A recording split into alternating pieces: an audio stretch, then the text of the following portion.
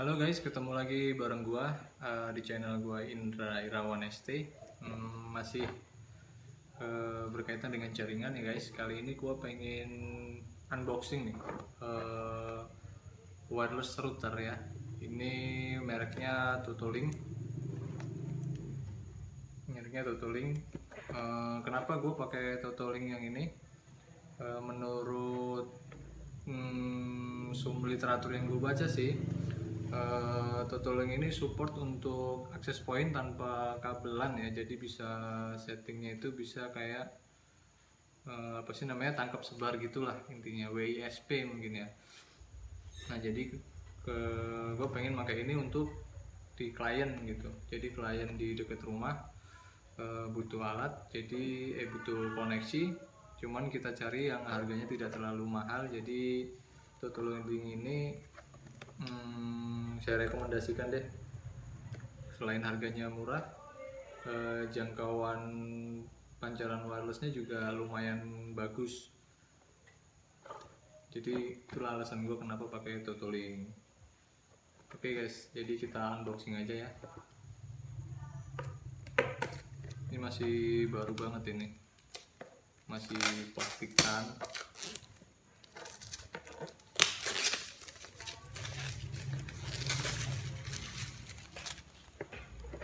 Kita lihat dalamnya isinya apa aja ya. Tararang.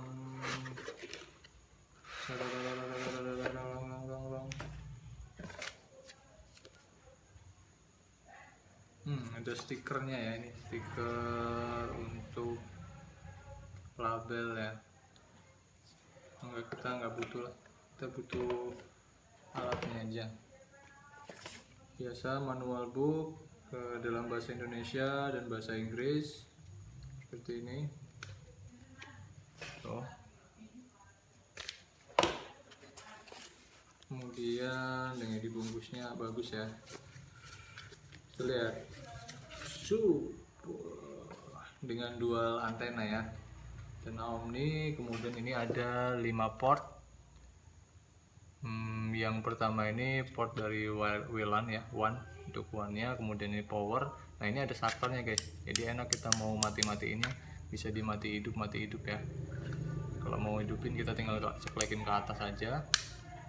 Terus ini seperti ini tampilannya nih. Bagus sih. Terus dalamnya apa aja ya, dalamnya masih ada power, kemudian ada kabel LAN-nya dengan RJ45 ya, pendek sih, mungkin cuma berapa meter mungkin ini ya, panjang lah, nanti kalau kurang bisa kita tambah sendiri.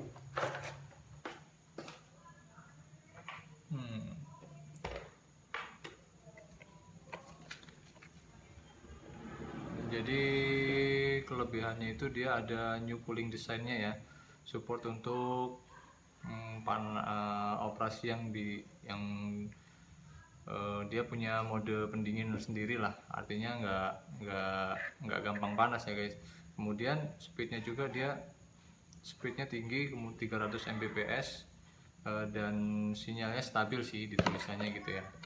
Kemudian untuk jangkauannya itu kurang lebihnya itu 180 derajat range-nya, seperti yang digambarin ini, 180 derajat. Cuman sih biasanya kalau kita tempelnya nggak ada halangan tembok ya bisa 360, tergantung gimana kita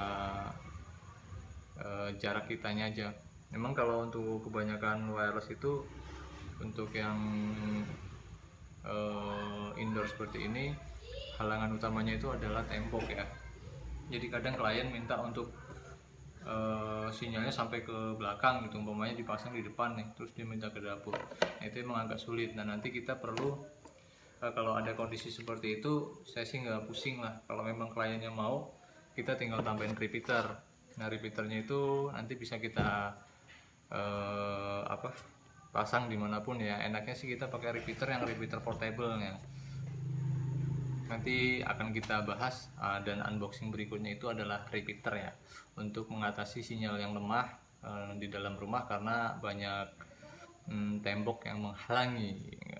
Oke, jadi setelah unboxing ini kita akan lanjut ke settingannya ya. Nanti kita akan lihat fitur-fitur di dalamnya itu seperti apa. Kemudian fungsi-fungsinya seperti apa.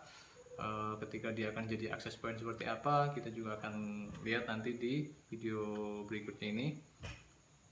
Jadi nanti yang gue perluin itu adalah settingan untuk PPPoE nya gitu, karena lebih enak menggunakan settingan PPoE ketika kita mendapatkan klien baru untuk menarik jaringan dari tempat kita gitu ya.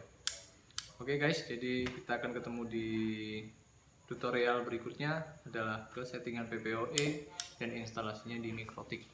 Oke guys, sampai ketemu lagi di video gua yang berikutnya.